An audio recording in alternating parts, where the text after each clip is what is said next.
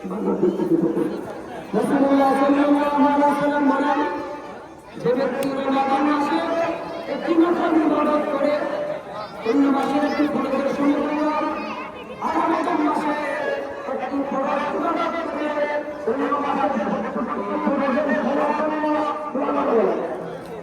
শুধু তাই নয়, রাসূলুল্লাহ সাল্লাল্লাহু আলাইহি ওয়াসাল্লাম বলেন, যে ব্যক্তি রমাদান মাসে ইবাদত করে, সম্মান করে, মূল্যায়ন করে, আল্লাহ তাআলা তাকে রমাদান কিয়ামতের ময়দানে তাকে সুপারিশ করে জান্নাতে দিয়ে দিবে। সুবহানাল্লাহ।